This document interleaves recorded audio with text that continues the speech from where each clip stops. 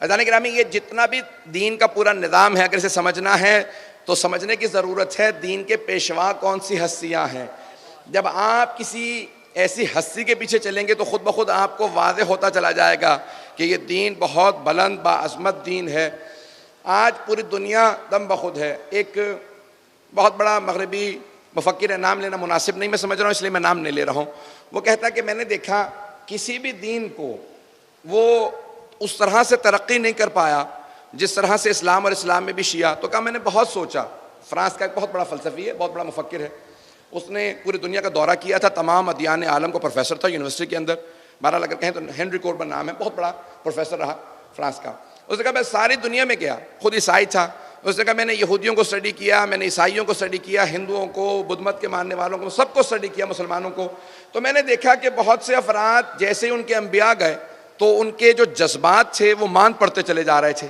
جناب موسیٰ کے جانے کے بعد یہودیوں کے جذبات کمزور ہو گئے، جناب عیسیٰ کے جانے کے بعد عیسائیوں کے جذبات کمزور ہو گئے، اسی طرح سے بہت سے ہندوؤں کے اوتار آتے رہے، بدھ مت کے جتنے بھی، کہ حتیٰ مسلمانوں کے بھی رسول خدا کے جانے کے بعد وہ احساسات اس طرح سے نہیں رہے۔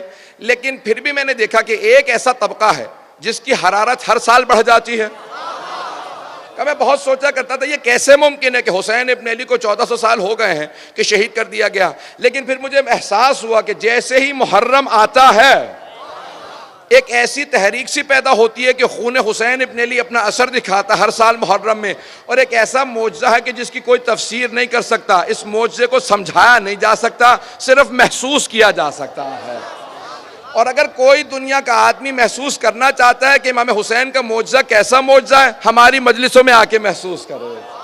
یہ مجالس امام حسین علیہ السلام کا زندہ معجزہ ہے۔ پوری دنیا کے اندر لوگ کہیں پہ بھی بلاتے ہیں، دعوت نامے جاتے ہیں، دعوتیں دی جاتی ہیں، اہتمام کیا جاتا ہے، یہ واحد مجلس عزا ہے، دعوت نامہ نہیں چھپتا، ہر آدمی خود پوچھ رہا ہوتا ہے۔ یہ پوچھنا بتا رہا ہے کوئی حسین اتنا باعظیم ہے، وہ کسی کو نہیں بلاتا، ہر آدمی ان کا پوچھ کے ان کے پیچھے جاتا ہے۔ یہ حسین ہے۔ عزیزان گرامی، جس کے اندر بھی دین کی محبت ہوگی، جس میں دینداری ہوگی، وہ خود بخود حسین ابن علی سے وابستہ ہو جائے گا۔ کسی بھی دور میں حسین ابن علی سب سے بڑی علامت ہے، نشانی ہے دین کی۔ تو یہ مجالس ہوں، کہیں پہ بھی ہوں، کچھ دیر فرض کیجئے یہ مجلسیں نہ ہو۔ شاعر نے بڑے منفرد انداز سے کہا ہے، وہ کہتا ہے کچھ دیر فرض کیجئے یہ مجلسیں نہ ہو۔ فرض کیجئے، یہ نہیں کہا کہ خدا نہ کرے مجلسیں نہ ہو۔